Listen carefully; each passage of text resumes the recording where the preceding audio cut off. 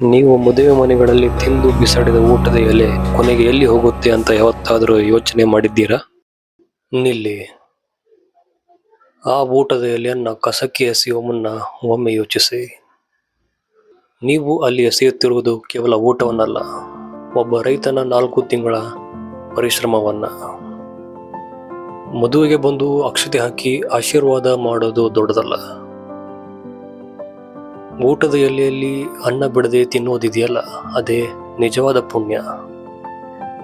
ಸ್ನೇಹಿತರೆ, ನಾವೆಲ್ಲ ಮದುವೆ ಸಮಾರಂಭಗಳಿಗೆ ಹೋಗ್ತೀವಿ, ಫೋಟೋ ತೆಗೆಸ್ಕೋತೀವಿ, ಬಣ್ಣ ಬಣ್ಣದ ಬಟ್ಟೆ ಹಾಕ್ತೀವಿ, ನಾವು ಸುಸಂಸ್ಕೃತರು ಎಂಬ ಥರ ತೋರಿಸ್ಕೊಳ್ತೀವಿ. ಆದರೆ ನಾವು ಊಟದ ಹಾಲು ಹೋದಾಗ ಮಾತ್ರ ನಮ್ಮ ಸಂಸ್ಕಾರ ಬಗ್ಗೆ ಗೊತ್ತಾಗುತ್ತೆ.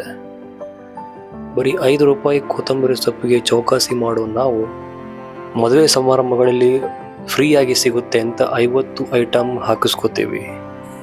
ಕೊನೆಗೆ ಹೊಟ್ಟೆ ತುಂಬಿತು ಅಂತ ಅದನ್ನು ಅರ್ಧಂಬರ್ಧ ಅಲ್ಲೇ ಬಿಟ್ಟು ಕೈ ತೊಳಿತೀವಿ, ಅದನ್ನು ಹೋಗಿ ಡಸ್ಟ್ಬಿನ್ಗೆ ಬಿಸಾಡಿ ಬಿಡ್ತೀವಿ. ಆದರೆ ಒಂದು ಸತ್ಯ ಹೇಳ, ಆ ಡಸ್ಟ್ಬಿನ್ ಪಕ್ಕ ಹೋಗಿ ನಿಂತು ನೋಡಿದರೆ ಕನಿಷ್ಠ ಪಕ್ಷ 200 ಜನ ಊಟ ಮಾಡುವಷ್ಟು ಅನ್ನವನ್ನು ನಾವು ಡಸ್ಟ್ಬಿನ್ಗೆ ಬಿಸಾಡಿರ್ತೀವಿ. ಒಂದು ಕಡೆ ಮಳೆ ಬಾರದೆ ರೈತ ವಿಷ ಕುಡಿತಿದ್ದಾನೆ, ಮತ್ತೊಂದು ಕಡೆ ಅನ್ನ ಸಿಗದೆ ಮಗು ಒದ್ದಾಡುತ್ತಿದೆ. ಆದರೆ ನಾವು ರುಚಿ ಚೆನ್ನಾಗಿಲ್ಲ ಅಂತ ಅನ್ನವನ್ನ ಚರಂಡಿಗೆ ಎಸಿತಾ ಇದ್ದೀವಿ.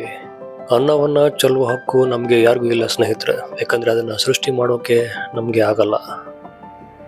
ಒಂದೇ ಒಂದು ಅಕ್ಕಿ ಕಾಳು ನಮ್ಮ ತಟ್ಟೆಗೆ ಬರಲು ಒಬ್ಬ ರೈತ 100 ದಿನಗಳ ಕಾಲ ಬೆವರು ಹರಿಸಿರುತ್ತಾನೆ.